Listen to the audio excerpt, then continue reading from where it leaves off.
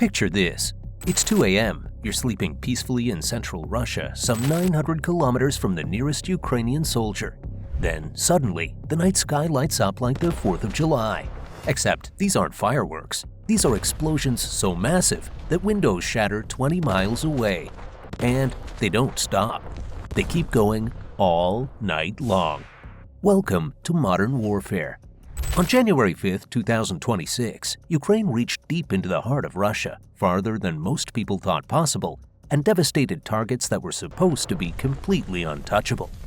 No pilots, no planes, just drones. And here's the really crazy part. This might be the biggest shift in how wars are fought since the invention of the fighter jet. But first, let's talk about what went boom. So what exactly did Ukraine hit that caused explosions to echo through the night for hours? The primary target was Arsenal No. 100 in Kostroma Oblast. Now, before your eyes glaze over at another military facility name, let me tell you why this one matters.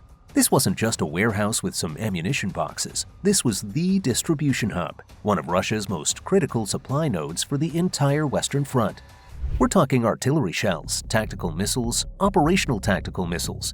Everything that goes boom on the Ukrainian front lines passes through facilities like this one first. Ukraine's general staff would confirm that this was a major hub for accounting, maintenance, storage, and shipment. Think Amazon Prime for missiles, except the 2-day shipping goes to artillery units pounding Ukrainian positions around Pokrovsk. Now, here's where it gets wild. When Ukrainian drones hit this facility, the SBU source described it perfectly. Explosions rang out all night, and that's not hyperbole. When you hit an ammunition depot, you don't just get one explosion, you get a chain reaction. One detonation triggers another, then another, then another. It becomes a self-sustaining fireworks show from hell. Local residents reported feeling shockwaves powerful enough to rattle windows from 20 miles away. Governor Sergei Sitnikov had to order evacuations of nearby settlements because the explosions were still going and nobody knew when they'd stop. Imagine being a Russian civilian. You're living near this facility that you were told was secure, deep in the Russian interior, far from the war. Then at 2 a.m., you're being told to grab your kids and evacuate because Ukrainian drones just turned your neighbor into a danger zone. But here's the detail that makes this truly remarkable. Kostroma Oblast is 900 kilometers from Ukrainian-controlled territory. Let me give you some perspective. That's like launching a drone from New York City and hitting a target in South Carolina, or launching from London and hitting Rome. And you know what the crazy part is? Ukraine hit a second target the exact same night, hundreds of kilometers away. While Arsenal 100 was lighting up the night sky in Kostroma, another Ukrainian drone strike was simultaneously hitting the Gurkhan Plus oil depot in Lipetsk Oblast, about 250 kilometers south of Moscow. Now, you might be thinking, okay, so they hit an oil depot. So what? Here's what. Modern warfare runs on fuel, literally. Every tank, every armored vehicle, every supply truck, every generator at a command post, all of it needs petroleum. No fuel, no war machine. It's that simple. Regional Governor Igor Artamonov tried to downplay it, confirming only a fire at an industrial facility. But municipal officials were more honest, acknowledging it was an oil site and that firefighters were still battling flames well into the afternoon. According to Ukrainian intelligence, this depot was supplying petroleum products to 3 regions, Tambov, Vrozny, and Lipetsk, all areas with significant military logistics supporting Russia's invasion.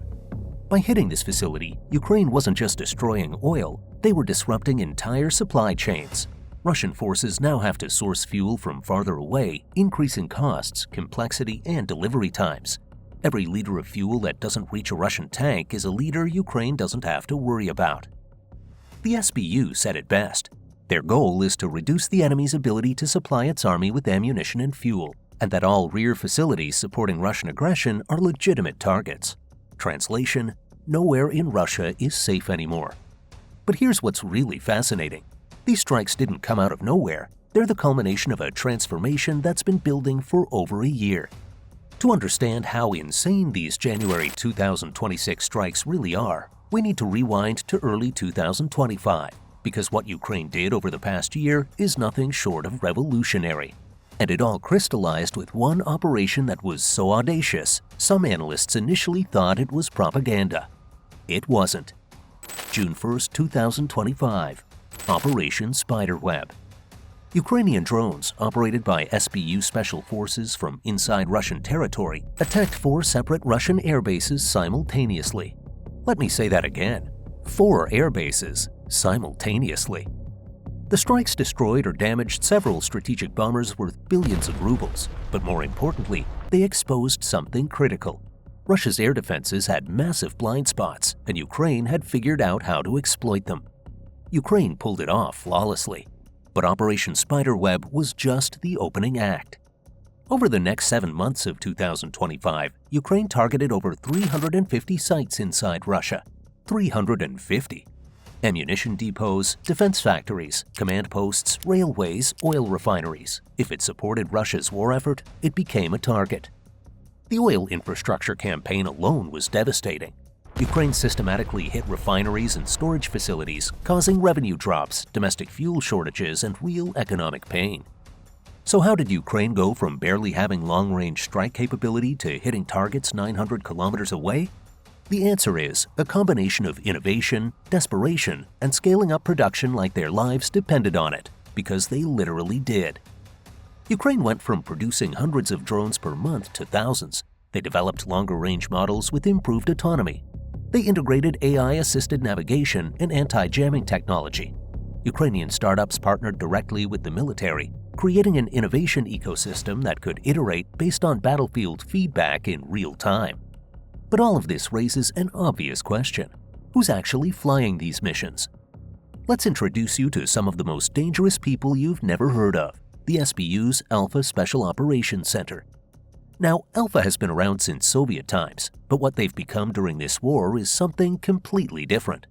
These aren't your grandfather's special forces. These are operators who blend traditional spec ops skills with cutting-edge drone warfare in ways we've never seen before. Here's what makes them special. Alpha is simultaneously fighting on the ground at critical locations like Pokrovsk while executing precision drone strikes hundreds of kilometers behind enemy lines. Think about that for a second. These same operators who might be defending a position under artillery fire one week are piloting drones into the heart of Russia the next week. But here's the really interesting part about how they operate. Alpha has pioneered techniques for deploying autonomous long-range drones that are straight out of a spy thriller. They've developed methods to smuggle equipment across borders, establish temporary launch sites inside Russian territory, and execute operations that completely bypass traditional air defense networks. It's the ultimate "you thought I was out there, but I'm actually right here" move. These operators can pilot drones for hours, navigating through electronic warfare environments that would blind lesser systems, avoiding detection, and hitting targets with precision that rivals cruise missiles costing 100 times more. And Alpha is the tip of the spear. So with all these successful strikes, how is Russia responding? Well, publicly and privately are two very different stories. Publicly, Russian officials do what politicians always do: downplay, minimize, redirect. After these latest strikes, Governor Sitnikov acknowledged the large-scale explosion at Arsenal 100. Kind of hard to hide when you're evacuating entire settlements, but provided zero details about the actual damage or military implications. The Russian Defense Ministry took a different approach. They announced they shot down 129 Ukrainian drones across 21 oblasts during that same night. Now, here's where it gets interesting. If Russia intercepted 129 drones, but the strike still succeeded catastrophically, what does that actually tell you? It tells you the scale of the Ukrainian attack was absolutely massive. It tells you that Russia's air defenses, while functional, can't stop everything. And it tells you that Ukraine is willing and able to launch swarm attacks large enough to overwhelm Russian defenses through sheer numbers. This is classic battlefield math. If you launch 150 drones and 129 get shot down, but the 21 that get through accomplish your mission objectives, you've won. Drones are cheap. The targets they destroy are not. Strategically, these strikes are creating cascading problems for Russia. Ammunition shortages blunt offensive operations. If you can't get shells to the guns, you can't fire them. Simple as that. Fuel disruptions force Russia to source from farther away, pay higher black market prices, and deal with morale issues among troops who see supplies getting tighter. The repeated hits on refineries are eating into war funding through lost revenue and increased costs. For Ukraine, this validates their entire approach. They can't match Russia shell for shell or soldier for soldier, but they can use technology and innovation to strike where Russia is vulnerable, compensating for disadvantages while exploiting weaknesses. And here's what keeps me up at night. If Ukraine, a country fighting for survival with limited resources, can develop this capability in just a few years, what happens when other nations adopt these tactics?